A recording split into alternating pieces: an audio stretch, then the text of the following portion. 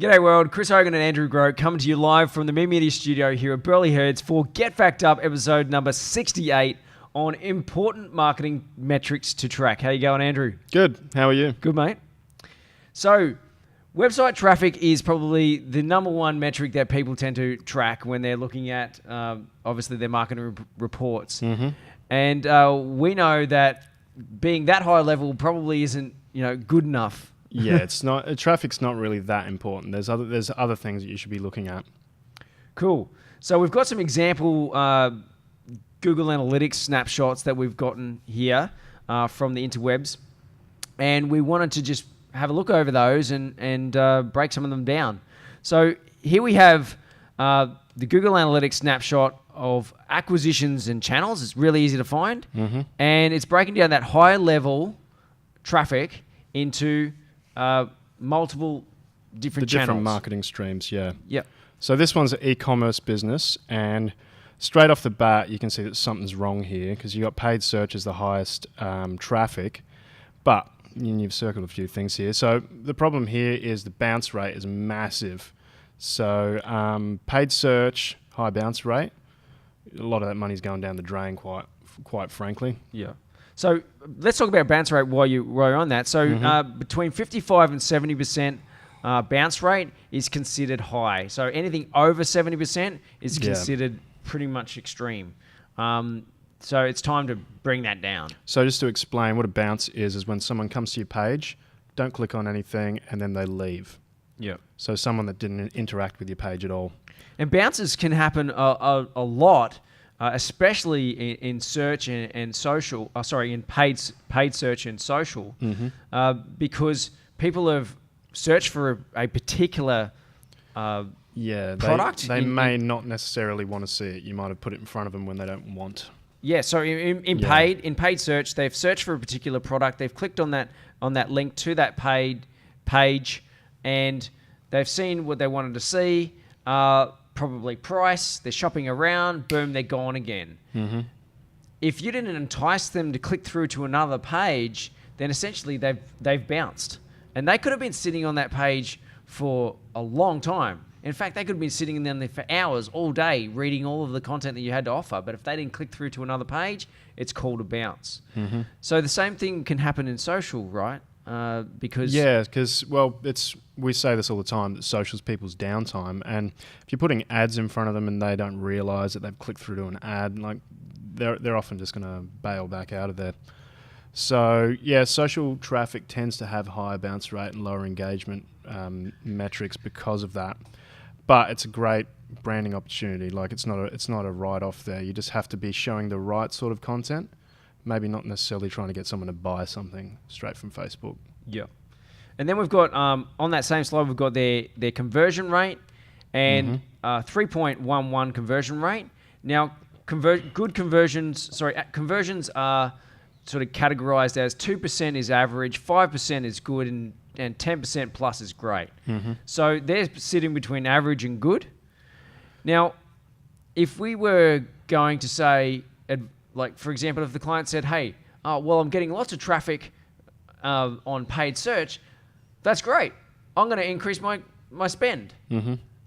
Yeah, well, I would say don't even bother, especially when you have a look a bit further down. The email traffic has a 10.24% conversion rate. I would be saying do more email campaigns because that's obviously working really well. And then maybe have a look at bringing this bounce rate down, put a bit of work into that, make some more relevant content, have a look at your page load potentially, have a look at your targeting. Maybe you're showing your ads to the wrong people. There's so much you can do in e-commerce. Show that there's a sale on and it's a limited time. For example, there's a counter there just above the add to cart button that says, buy now or you'll miss out, for instance. But get some more testimonials, get some more reviews and ratings and things like that. More content on that page, essentially. So that is called conversion rate optimization. Improving your page to improve conversions. If you can improve those conversions, then potentially go back and invest more dollars into that paid advertising. I would also say maybe get a heat map or screen recording software installed on the website and actually get some hard data hard evidence about what's going on. It might just be as simple as there's no calls to action above the fold. It might be a really easy fix. Yep. Could be an error. So paid search, don't forget, if you've got so many heaps of campaigns, that's a very high level view. You could have one campaign that's absolutely tanking because for whatever reason your product's no longer available, discontinued or something like that. So yeah, that's right. Especially with AdWords, it could just be one keyword's just ruining your entire campaign. So it's really important to be looking at those metrics as well. So let's move on to slide 7, where we've actually got a different e-commerce business where their highest traffic source is organic. Whoa, yeah, they're doing really well. 11% conversion rate. And they're converting 11%, on that organic traffic. So that's really good. So essentially, then we looked at paid search is their second biggest channel, and they've got a 7% conversion rate there. And so therefore, their advertising campaign on AdWords needs tweaking and improving, because obviously there's a good conversion rate happening in organic. So their page there's not a lot wrong with their pages, but that conversion rate indicates to me that maybe their actual advertising campaign's wrong. Yeah, that's what I think. Maybe they're just maybe they just need to tighten up what they're targeting there. Another good thing that I've seen with this one, we've got it grayed out, but they've got their revenue filled in there. So they're actually pushing data of like all their sales back, which is awesome because that means they can actually measure ROI properly. So you can have a look at your AdWords page in analytics. You can see how much you're spending and what you're getting back for it, and then you get that ROI metric. Yep. That's awesome if you can actually get that. It's not possible for everyone. Which comes down to cost per acquisition. That's right. Yeah. So if you know that, then you can scale. Yep. You can scale as far as you want. So cost per acquisition is basically cost per sale. Mm-hmm. Yeah. So instead of tracking cost per click, track cost per acquisition. It's a really good one. If you bring that down. Yeah, exactly. Also here, their bounce rate is incredibly low on this one. Yeah. 19.43 on organic search and 14.78 even on paid, which is just awesome. Really good. So two other metrics that I think worth mentioning here, because this is so high on this one, I just want to say. So under behavior on here, you've got bounce rate, pages per session, average session duration. Pages per session is really important. That's how many, for each person that comes to your site, that's how many different pages they go on there. And if you're above 2.5, that's pretty good. Their average pages per session across all channels is 6.89. That's great. That means people are really searching around, going through everything. Yep. Also, the session duration, 3 minutes, that's great too. If you've got above 2 minutes, that's awesome. Yeah. So people are spending a lot of time on their website. They've obviously got a lot of really good related content, a lot of good internal linking. Yeah. So they've probably got a really good interface there as well. Yep. So on product pages, you may also be interested in if they're doing blogging, then potentially they've got interlinked pages. So here's the product we're talking about. Go and check it out in the cart. Yeah. All that sort of stuff. Yeah. They've got a great funnel. That much is obvious. So yeah, they're doing great. So slide 8, we've got a service-based business, and obviously, which means no e-commerce tracking on the site. And the highest channel, highest volume of traffic coming through is via organic for this one. Now, they've got a 56% bounce rate on their organic and 2.12 pages per session.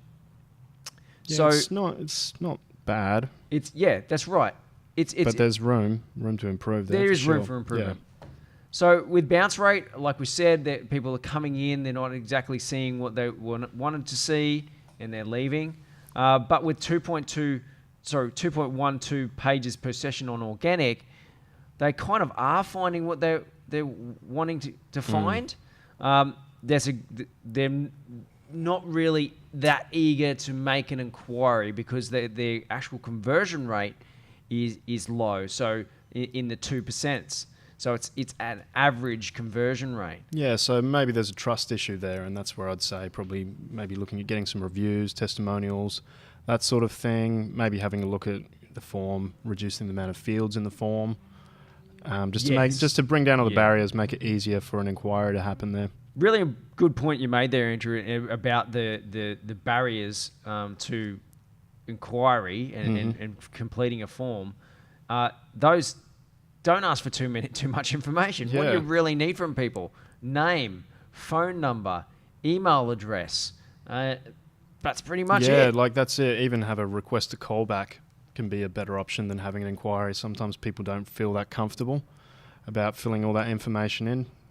An optional message field is good. I think leave that one optional. So the top 3 are required, an optional message field, boom, and then that could absolutely increase the conversion rate on those inquiries. If I was to give these people any advice, though, it would be look at their social campaigns, though, here, because you can see their conversion rate is 0.9 on social.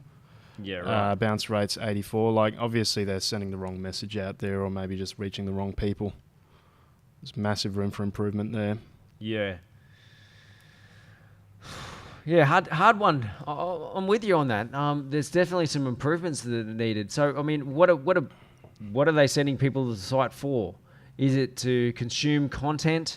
They're not really clicking through to other pages on the site. It's pages per session 1.6, time on site a minute 10. So, yeah, they really do need to reconsider why they're sending people there, and obviously sending them there for maybe promoting blogs or something like that. But then you just have to look at what they're doing next. They need to encourage a click through to Calls another to page, action. basically. Yeah, calls to action in their blogs. Yeah, super important. Cool. Slide 9, we've got another service-based business. So again, organic search is the highest traffic source. Bounce rate's lower, so 48%. That's great. It's good, rather. And 2.39 pages per session, which is pretty much average there. Yep.